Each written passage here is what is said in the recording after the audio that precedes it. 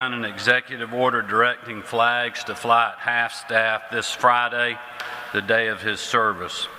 I'd like to ask all Georgians to lift his family and loved ones and colleagues up in prayer as we all continue to grapple with this big loss for our state. This afternoon, I'm again joined by Department of Public Health Commissioner Dr. Kathleen Toomey, Georgia National Guard Adjutant General Tom Carden, and GEMA Director Homer Bryson.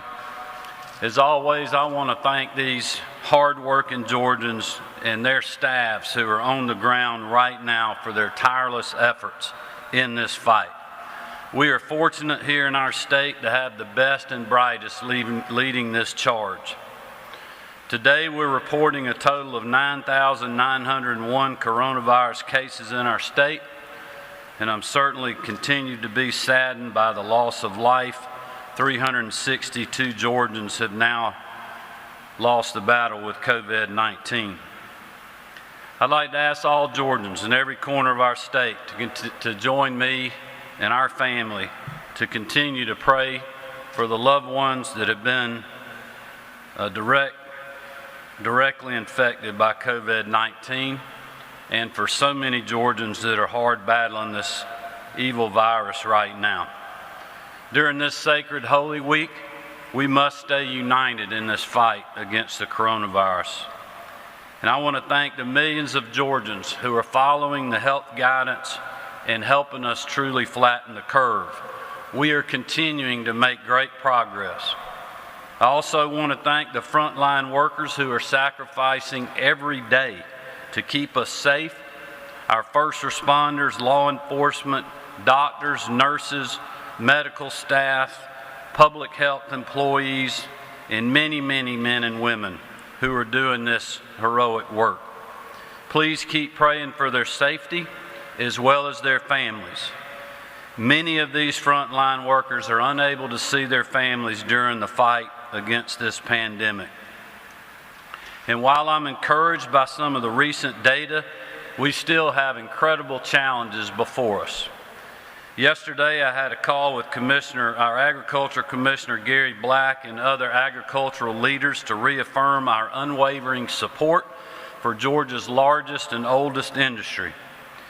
COVID-19 is hitting our state hard, and it's impacting our farm families in a number of ways.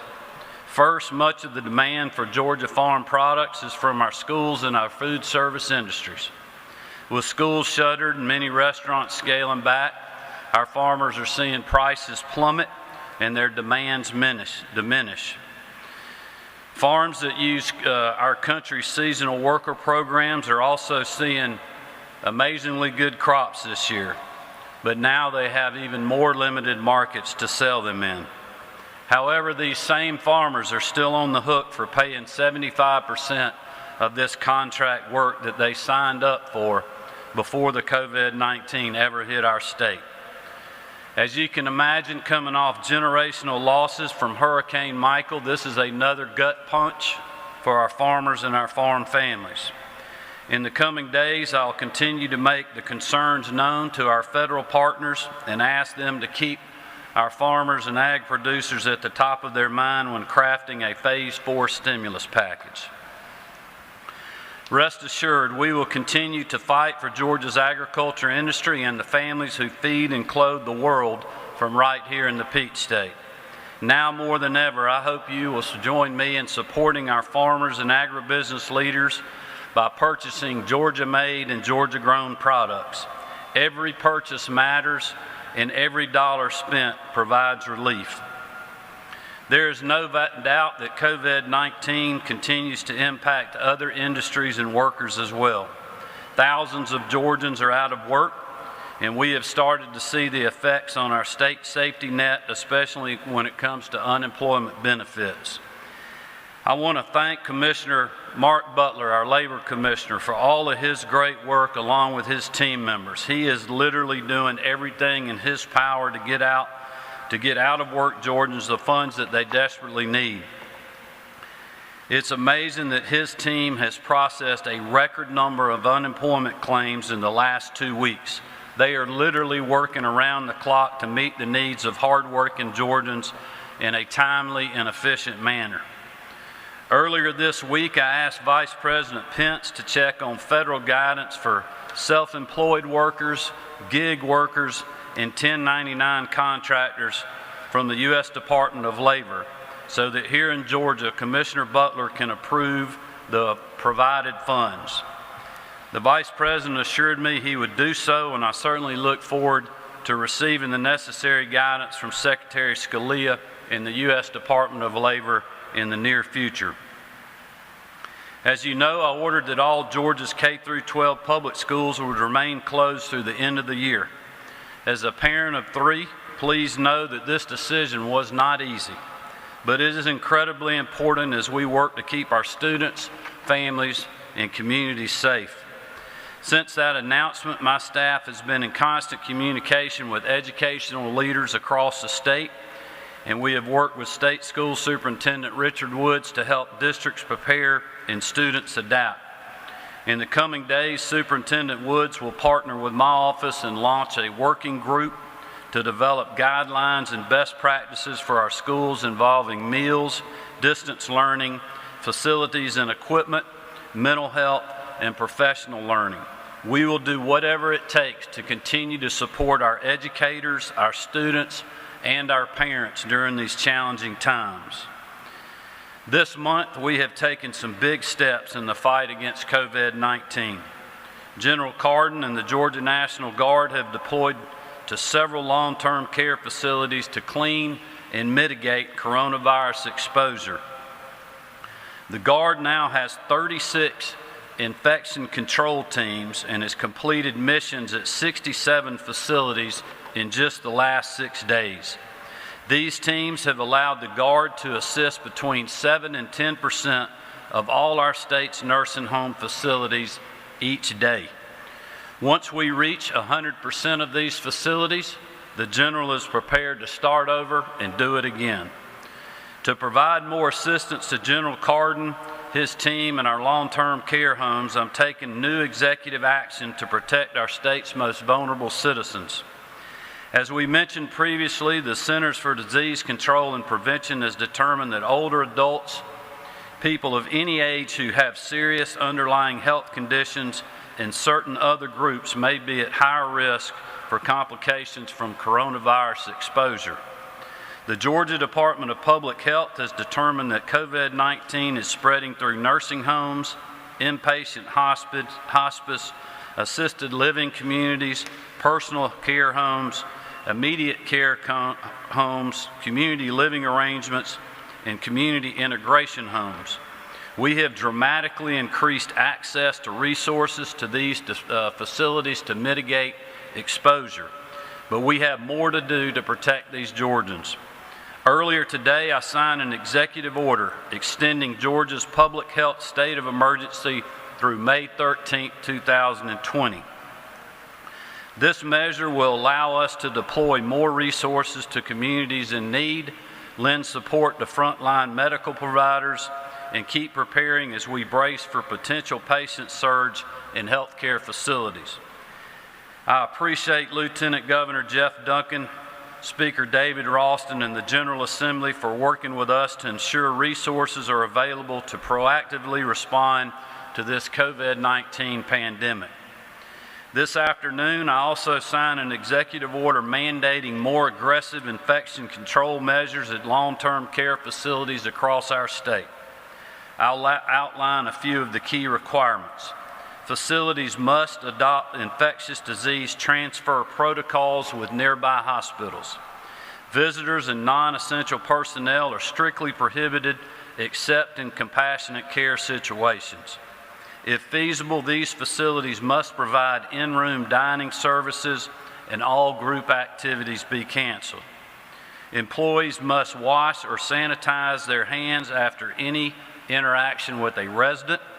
Facilities must implement protocols to screen residents for fever and respiratory symptoms, and employees must be screened before starting a shift. If an employee is exposed to the extent feasible, he or she must self-quarantine for 14 days before returning to work. Facilities are required to implement universal and correct use of personal protective equipment, and we stand ready to coordinate the delivery of those supplies. Facilities must utilize hospital-grade disinfectants for frequent cleaning. If possible, residents with symptoms of respiratory infection need to be placed together, and facilities should have specific employees working only in the affected units. To ensure compliance, I'm empowering the Department of Public Health, National Guard, and the Department of Community Health to issue directives to facilities to prevent, monitor, and treat COVID-19. Today, I'm also signing an executive order to activate an additional 1,000 National Guard members to assist in the COVID-19 emergency response. In accordance with public health recommendations, I'm also extending the statewide shelter in place through April the 30th, 2020. Again, I'm extending the statewide shelter in place through April 30th, 2020. All of the provisions of the statewide shelter in place order will remain in effect. I want to thank everyone who has followed these directives. I certainly applaud your patience. I've also heard the concerns of many hard-working Georgians across our state, including local elected officials who fear that our state is becoming a vacation destination. As a result, in accordance with public health guidance, I've also signed an executive order to suspend short-term vacation rentals across Georgia. To stop the spread of COVID-19, no vacation rental shall occur in Georgia starting at midnight, 11:59 p.m. on Thursday, April the 30th. The term vacation rental means any transaction to lease or license residential property for residential or vacation purposes, facilitated by a third party or a broker for 30 days or less, between a corporation, partnership, person, or other entity and private person. There are a few exceptions. This order does not include hotels, including extended stay hotels, motels, campgrounds, or purely commercial transaction. This order does not include any vacation rental which has been fully paid and executed or agreed to before 12 a.m. on Thursday, April the 9th. It also does not apply to leases for property to be used for someone's primary place of residence. All state, county, and local law enforcement are authorized to enforce this order, but at no time shall law enforcement or any other state or local official be allowed to dispossess or evict occupants of a vacation rental. This action is one of many steps that we are taking to keep people safe from this dangerous virus. Expanding access to testing remains a top priority for the Coronavirus Task Force. In addition to the USG testing partnership with the state lab, there are several new private sector partnerships throughout our state. That includes the new CVS drive-through facility at Georgia Tech, which is able to test 1,000 individuals per day at full capacity. And we are excited to announce that the Department of Public Health will begin a partnership with Ipsum Diagnostics, who recently received FDA approval. Ipsum is able to test 2,000 specimens per day and will be able to expand capacity in the very near future. Testing will begin tomorrow at specimen collection sites across the state. Ipsum will provide results to those tests within 24 hours. Thanks to the university system, CVS, and Ipsum partnerships, the state will dramatically increase daily testing. This expansion does not include testing currently available through private sector labs. In addition to their work on testing, University System of Georgia has also provided housing to traveling healthcare workers in the Albany area. While these brave men and women are putting their lives on hold to serve our state, it is the very least we can do to show our gratitude and support. Later today, Chancellor Wrigley, General Cardin, and I will issue a call to USG staff encouraging those who are medical and public health professionals to sign up through the Medical Reserve Corps. I encourage all Georgians who qualify and are able to please volunteer. Last week, we announced an investment of $72 million for an additional 296 beds. Capacity is being added at Phoebe Putney Memorial Hospital's main campus and Phoebe North, at Eastside Medical Center in Snellville, and with 4 temporary medical units which will be strategically placed across our state. We have also charged our state's hospitals, who are literally on the front line of this fight every day, to identify additional surge capacity within their systems. I'm pleased to announce that Georgia hospitals have identified hundreds of additional ICU and med-surg beds across the state to respond to COVID-19. I look forward to sharing more details on this plan in the coming days. Additionally, the state, working under the leadership of General Tom Cardin, is working on plans for even more additional surge capacity in sites across the state should further capacity be needed. But we cannot take our foot off the gas. We've got to continue to keep working, and our task force is doing that around the clock to meet the pressing needs and future needs that we may have to honor those we are serving. We continue to remain hunkered down and prepared for any circumstance that comes our way. In closing, I want to take just a moment to thank all of our partners. It would be impossible to list all the Georgians who are working so hard every day in this fight. I want to thank the Trump administration, the coronavirus task force members, all of our first responders, law enforcement, the many, many healthcare workers, hospital administrators, the association, local elected officials, Lieutenant Governor Jeff Duncan, Speaker David Ralston, members of the General Assembly, Atlanta Mayor Keisha Lance Bottoms, our many faith leaders across the state, our private sector companies who have just done heroic things in our time of need, and all of the hardworking Georgians who are out there making personal sacrifices as we speak for the greater good. I also want to thank my wife Marty and our 3 daughters. They have been my rock during these uncertain times that are unprecedented. I know many families feel the same. As you can imagine, all of those on the front lines are working long hours, and our families are certainly seeing the brunt of that much of the time, and we are all grateful for their love and their support. As governor of this great state, I'm honored to be serving right now in these tough times. And we have had obstacles, and I know that there will be more. And there will be no shortage of challenges that we will have to overcome in the days ahead. And sadly, as we have said many times, there is no playbook for this pandemic that we are facing in our state right now. But we will continue to use data, science, and the advice of our healthcare officials to guide our steps toward a safer, healthier, and more prosperous future in our state. In closing, again, I want to thank every single Georgian, the ones who voted for me and the ones who didn't. And I want to let them know that I'm working hard, not to do what's popular, not to do what's best for my politics, not to do what is easy, but I'm working every day as a husband, a father, and a proud Georgian, as well as your governor, to do what is right.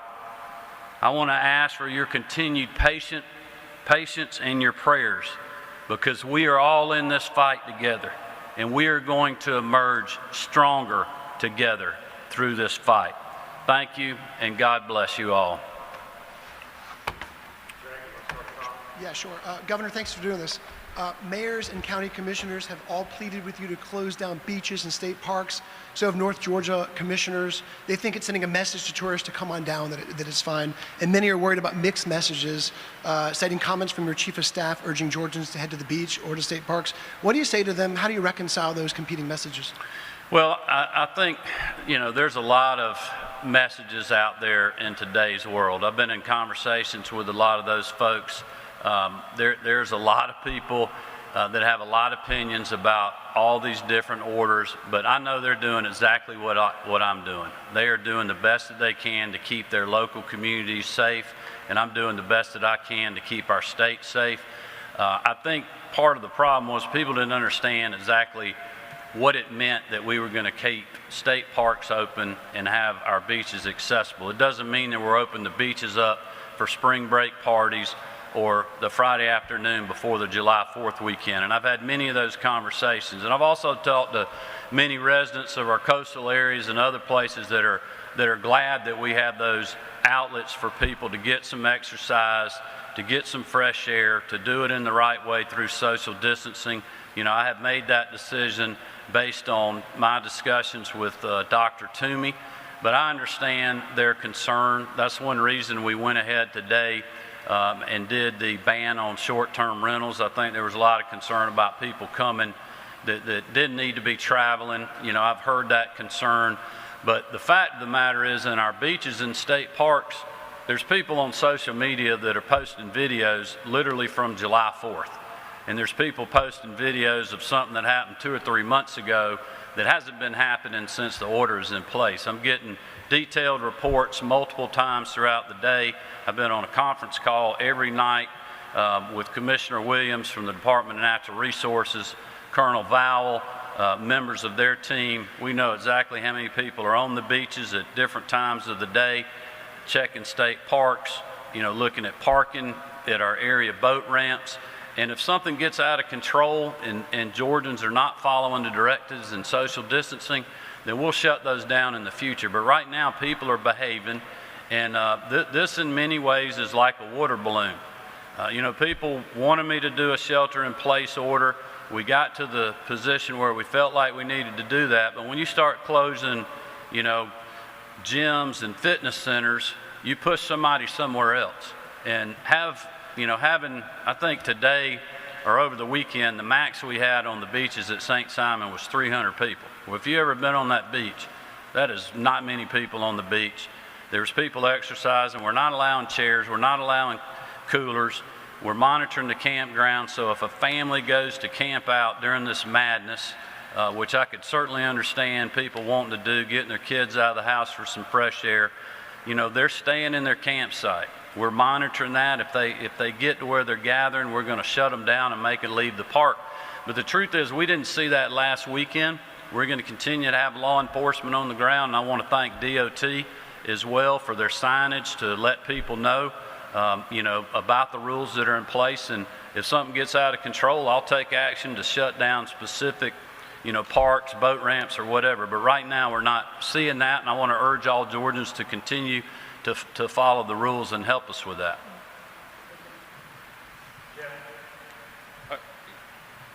Governor Kemp, or maybe Commissioner Toomey, can you talk about, there are reports of nursing homes in Athens and Pelham that have recorded large numbers of deaths. Do we know how many people have died in nursing homes, and can you talk about how the executive order you've signed today might improve that situation? Yeah, let me just give some brief comments. We have been talking about the concern for nursing home, long-term care facilities for many weeks now because we know it's a vulnerable population. We've had General Cardin's team, the public health EPI team. We asked CDC to come into the Albany situation because of what we saw down there with the super spreader issue that was a hot spot that ended up probably because healthcare workers got infected, then went into the nursing home not knowing they were infected early on, and you have a whole epicenter down there, and Dr. Toomey can speak to that. But that is why we're taking even more action today.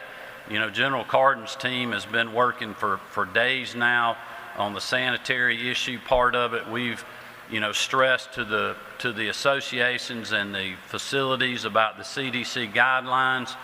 But they have healthcare workers that are going down now. So one of the things that we're working on in addition to the General Cardin's team is how do we deal with that issue.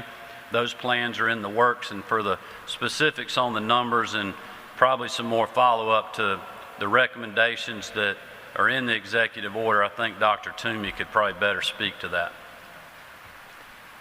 Thank you, Governor. One of the reasons why we felt this executive order was so important is that we were recognizing that we were having many cases in these facilities with the highest risk individuals, and that many of them get sick and also may die, also reflects the fact that some of them have underlying health conditions.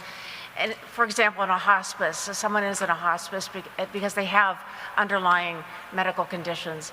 And so the approach here is not just to wait for a case to be reported or for our local public health team to be notified and go in and begin to test, but to very proactively have our staff, our state and local staff be engaged together with Department of Community Health team, together with General Cardin, to go into all nursing facilities, not just those that have been identified as having a patient or a staff person who's been ill, and not only test individuals, but also, and perhaps even most importantly, ensure that infection control practices are understood, and we can keep reinforcing that and teaching that, and can keep reinforcing those messages as we go in on a regular basis. Our public health teams throughout the state are ready to do this and are actively engaged in this work. And we're basing this response on our experience in Albany and elsewhere, where our epidemiologists, along with CDC epidemiology team, went in and identified that there was lack of consistent infection control being observed. And so we see this as an opportunity to be proactive in this area, not only where there have been cases, where there have been problems identified, but also where there haven't, and to ensure that no new cases occur. That's, I can't give you the exact numbers. I don't have them right in front of me. We can share more than that. 20, more than 50? I mean, in terms of individuals. Individuals in nursing homes and other senior living facilities who may have died? Oh, I don't think it's that high, but I don't have that off the top of my head. But we have, cases reported, and I can look at that and get that to you later today if you like. Dr. Toomey, I've got a couple questions, I'm sorry. The first one is some states have released demographic information about cases and deaths by racial group and ethnic group. Is that something that the state is tracking? No, I'm glad you asked that question, because if you look on the website now, there is the racial information there. Okay. And we had been collecting it all along, it just hadn't been posted. Now that is included. What you'll also find, though, that particular variable is missing in many cases, and it's simply not included in the lab report. And now that we recognize that it's not being consistently reported on the lab report that gets reported back to us, we are actively working with providers, lab providers and medical providers who do testing to ensure that that is included, so that we can have a better picture of what that looks like. I was going to say the best data we have are for those who are hospitalized, obviously, because those are being done in the hospital. But we, yes, have that. That's started to be posted at noon today and will continue to be posted. And we think as we move forward, particularly as we are ramping up our testing, and now 29 test sites around the state run by public health and in partnership with CVS and others, that we'll be able to get better and better data on that.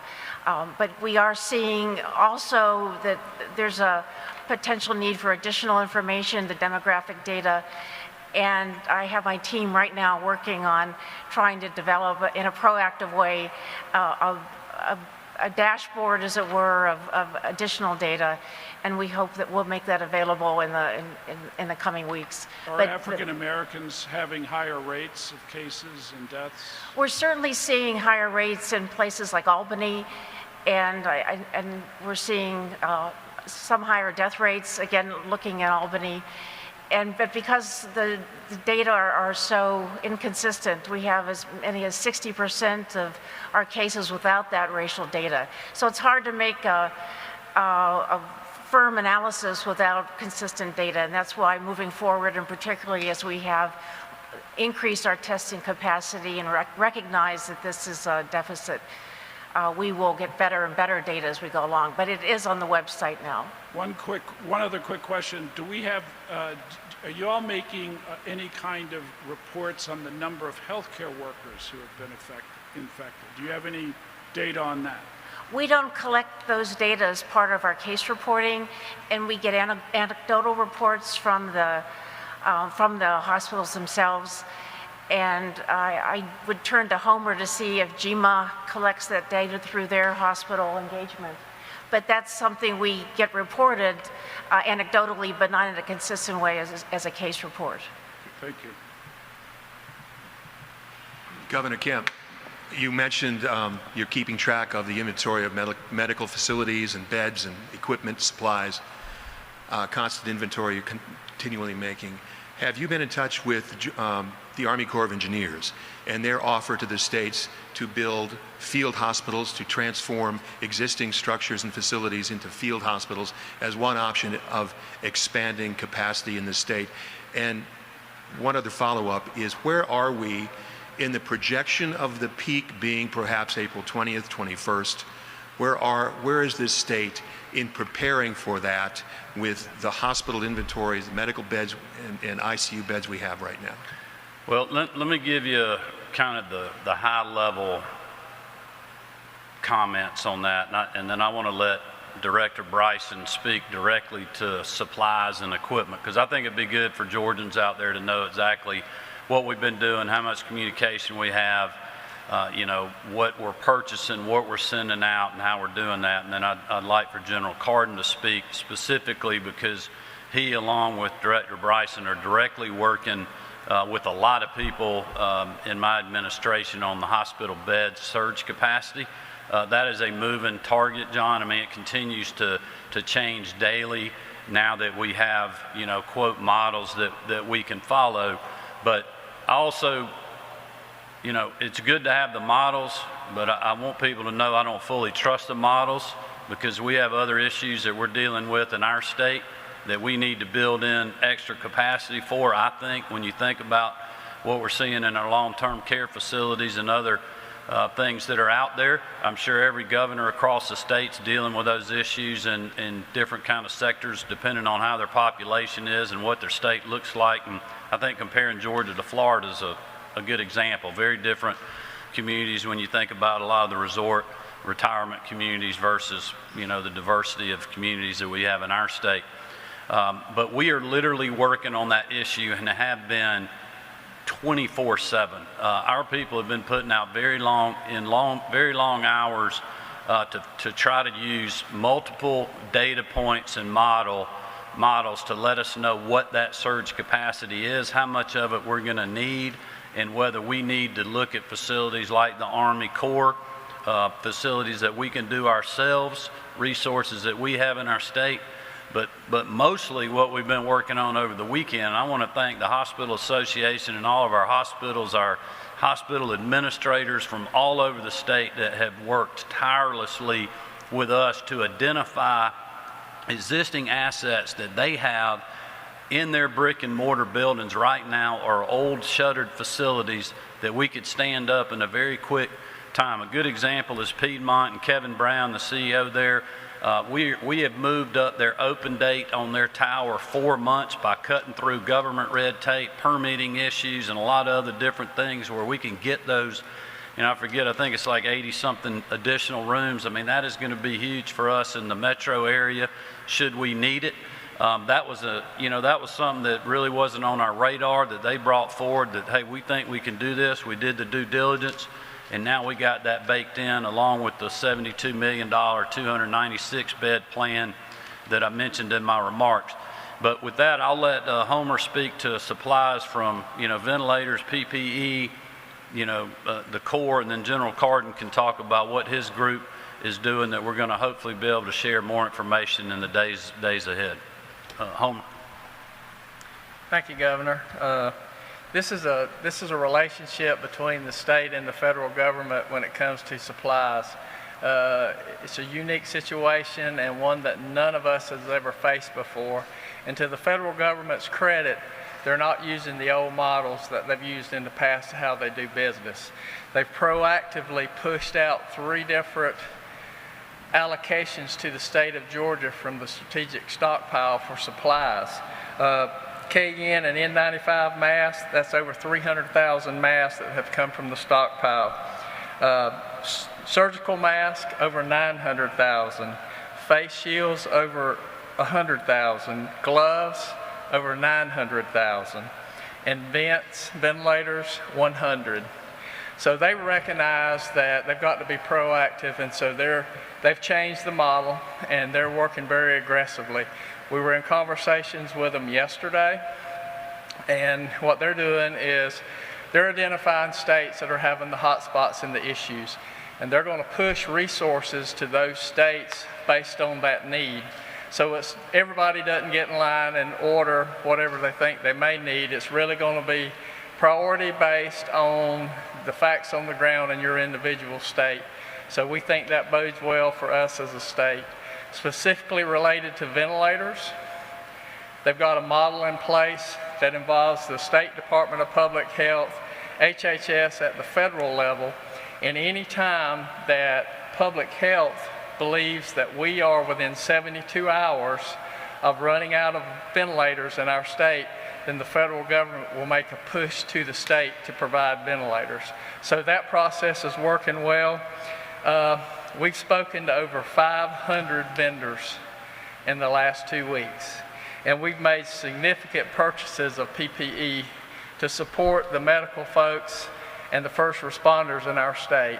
And I'm proud to say that those orders are starting to come in now, and our supplies in our stock in our warehouse are starting to build a little bit. But they don't stay there very long.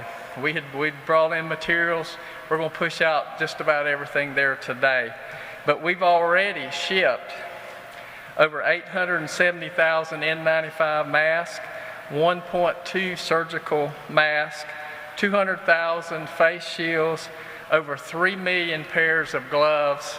And we understand that this is a process that's going to continue over the next several weeks.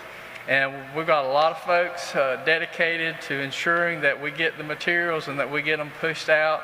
And we've got a process with the local communities that's been going for a week now.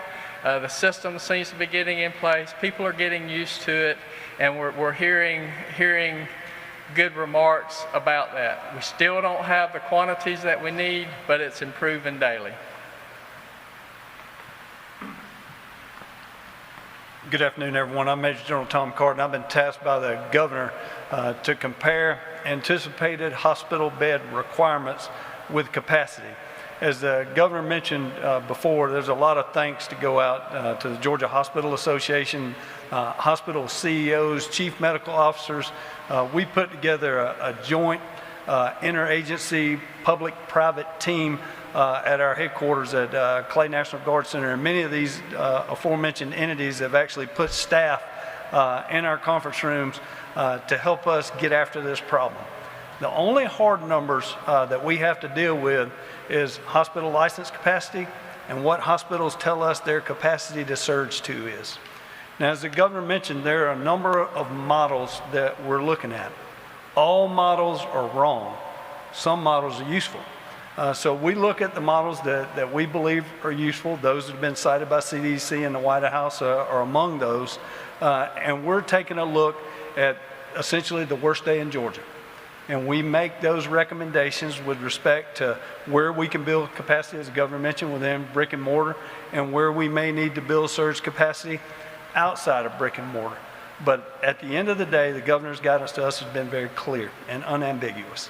And that's to make sure that no Georgian suffers for lack of not being able to get to the level of care that they need. I believe that we put together a team to achieve that goal, and I'll be happy to take any specific questions you might have in respect to that. Governor, thank you again for your time today. Quick question following up on PPE. A critical care nurse at Northside Hospital said they are running out of masks. Is 300,000 enough if we're talking about one specific hospital running low? Well, I'm going to answer your question with a final comment to the discussion we just had. The other thing that we're measuring every day is what's really happening on the ground in our hospitals. I mean, I've spoken to countless hospital CEOs. I talked to Scott Steiner by text earlier today, asking them what they're seeing on the ground. Things are, Albany is definitely still a hot spot, but the hospital is now managing because they've had a lot of the area hospitals, Jim Matney and Moultrie and other folks that are taking patients. And so not only are we getting daily data from them on what they're seeing on their bed capacity, and what they've seen is the COVID patients is continuing to increase, but their non-COVID patients continues to decrease because they're not doing a lot of these surgeries they don't need to. Other people are like, I'm not going to the hospital unless I'm really sick because of the COVID issue. So it's opening up some bed space for them. That is a great thing for our state right now. So we continue to monitor that every day. And we hear a lot of stories about the PPE. I had a guy that texted me the same type message as the nurse that you mentioned. I think it was yesterday, I believe. It was either yesterday or 2 days ago.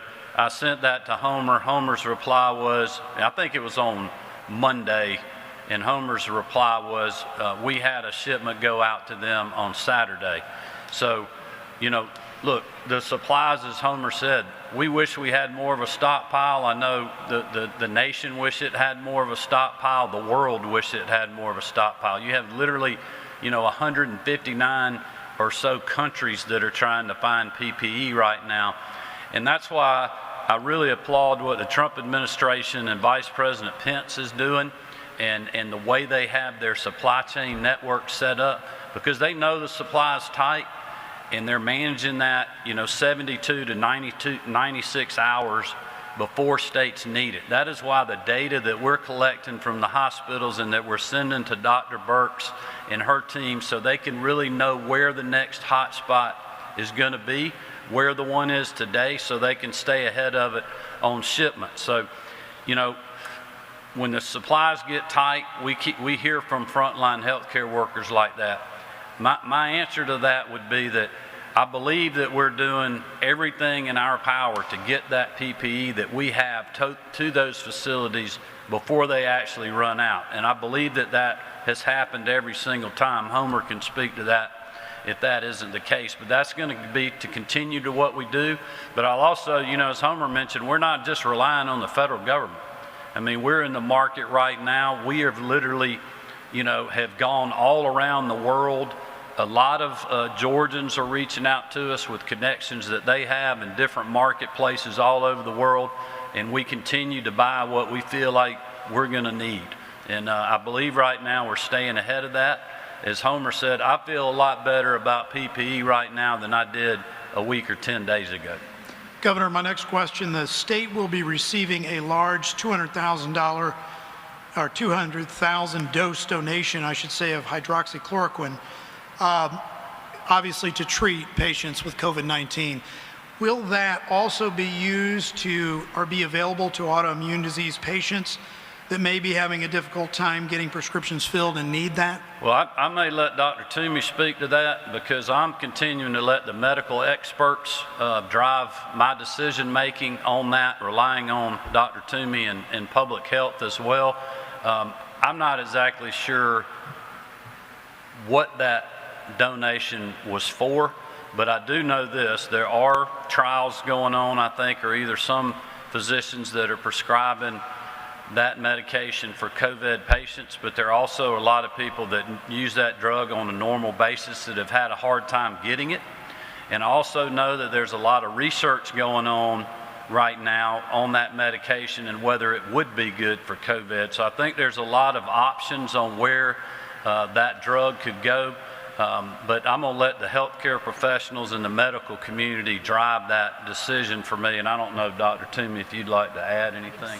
Real quickly, that donation came through our stockpile, so it is specifically for hospitalized COVID patients. That's the limited window through which FDA has approved it for this purpose. And as you know, I am concerned about the patients statewide that we have with rheumatoid arthritis and with other autoimmune diseases who can't get access to this. And so my plea to physicians is always, please ensure that we have an adequate supply of these drugs for the lupus patients, the rheumatoid arthritis patients whose lives depend on having access to this in our communities, even as we use these medications through the stockpile in a limited way for the hospitalized COVID patients.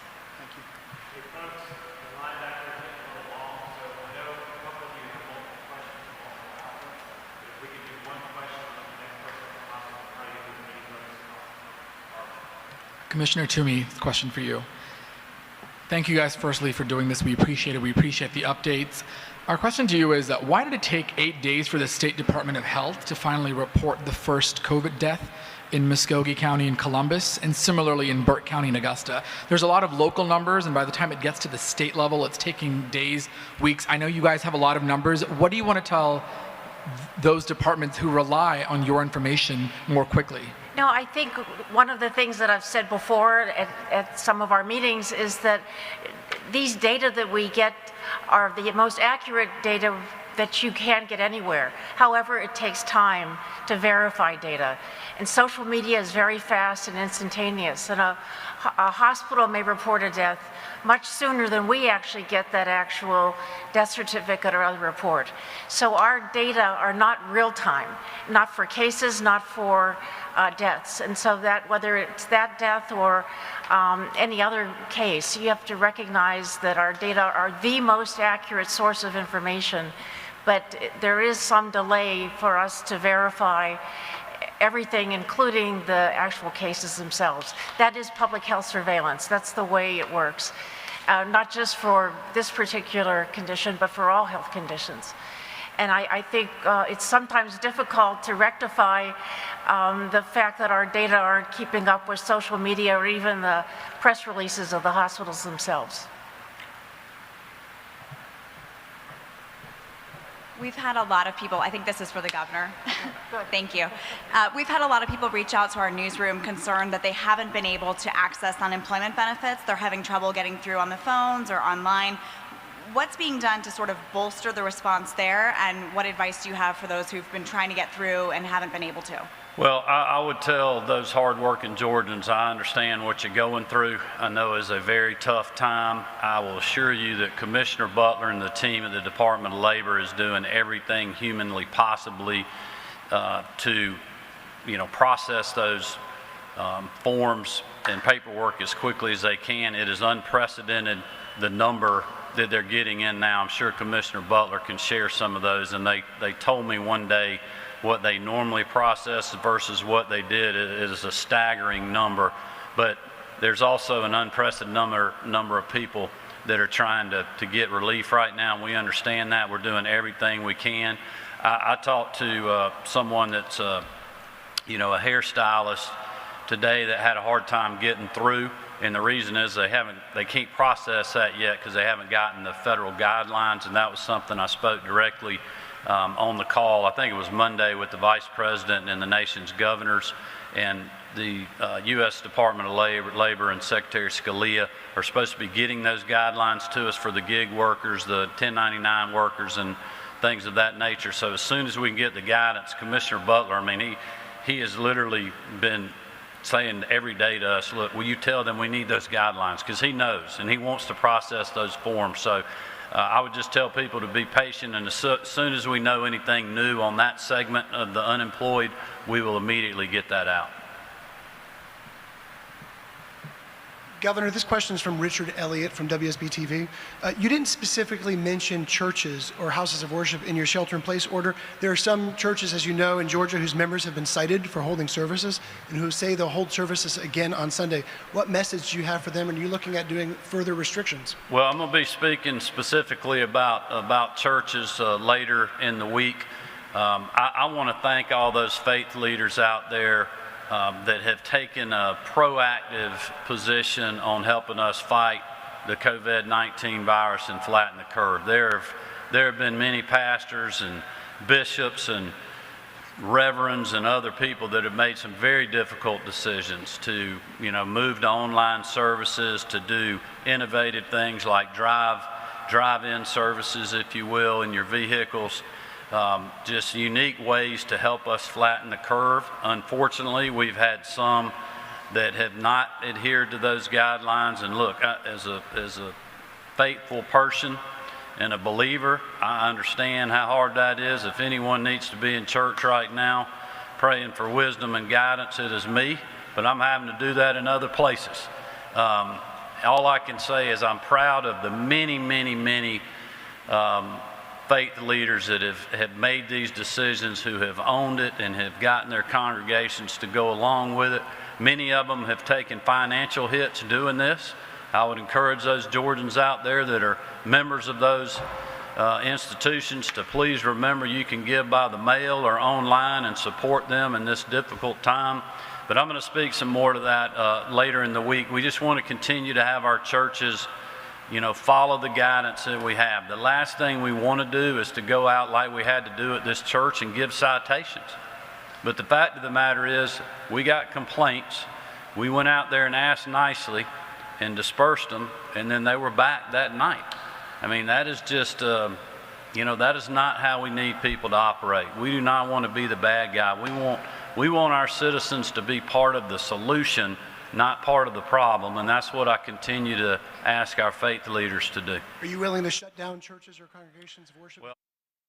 All right, you were just listening in on the Georgia Governor Brian Kemp and officials during his coronavirus briefing. The highlights mention the extension of the state of emergency through May 13th. The extension of the shelter-in-place order through April 30th, and the suspension of short-term vacation rentals in Georgia. Governor Kemp also addressed the opening of Georgia state parks and beaches, as many people and leaders are concerned about that. He says that they did not open beaches for